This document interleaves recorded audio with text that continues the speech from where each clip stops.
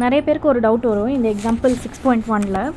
என்ன டவுட்டுன்னு பார்த்தோம்னா, எப்படி நம்ம வந்துட்டு இங்கே cos square into cos square theta, அதாவது multiply and divide by cos square தீட்டான்னு எப்படி நம்ம அண்டர்ஸ்டாண்ட் பண்ணிக்கிறது, இந்த ப்ராப்ளம் வந்தால் எப்படி நம்ம ஞாபகம் வச்சுக்கிறது அப்படின்னு கேட்பாங்க.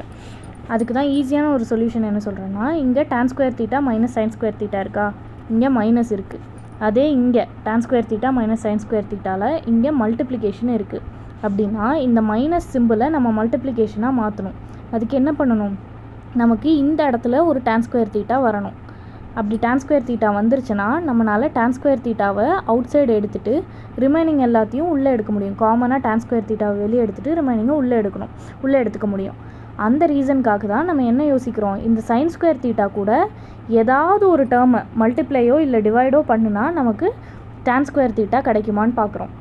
இந்த சைன் ஸ்கொயர் தீட்டாவோட ஏதாவது ஒரு டேர்மை மல்டிப்ளை இல்லை டிவைட் பண்ணோம்னா, இல்லை என்ன ரிலேஷன்ஷிப்போடு கொண்டு வந்தால் நமக்கு tan ஸ்கொயர் தீட்டா கிடைக்கும்னு நம்ம பார்க்குறோம். அப்போது நமக்கு ஆல்ரெடி தெரியும் tan theta is equal to என்ன, சைன் பை காஸ். அது தெரியும் நமக்கு. சைன் நம்மக்கிட்ட இங்கே இருக்குது. அப்படின்னா நமக்கு என்ன வேணும், சைன் ஸ்கொயர் தீட்டாக்கு கீழே காஸ் ஸ்கொயர் தீட்டா வேணும். காஸ் ஸ்கொயர் தீட்டாவை ஜஸ்ட் லைக் தட் நம்மளால் கீழே போட முடியுமா, முடியாது. அது வந்துட்டு எந்த சேஞ்சுமே இல்லாமல், எந்த இம்பேக்ட்டும் இல்லாமல் பண்ணணும் அப்படின்னா கீழே டினாமினேட்டரில் நம்ம காஸ் ஸ்கொயர் தீட்டா போடுறோன்னா நியூமரேட்டர்லேயும் போடணும். அதனால தான் காஸ் ஸ்கொயர் தீட்டாவை மேலேயும் கீழேயும் போடுறோம்.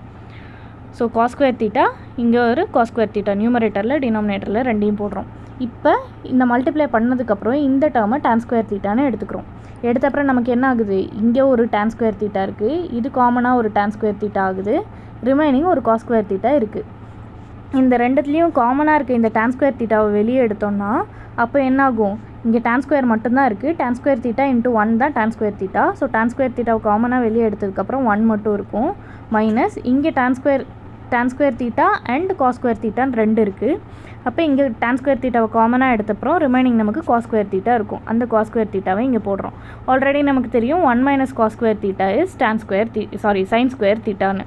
ஸோ 1 மைனஸ் காஸ் ஸ்கொயர் தீட்டாவை சைன் ஸ்கொயர் தீட்டான்னு ரீப்ளேஸ் பண்ணும்போது நமக்கு final answer tan square theta minus sine square தீட்டான்னு கிடைக்குது, as given to prove.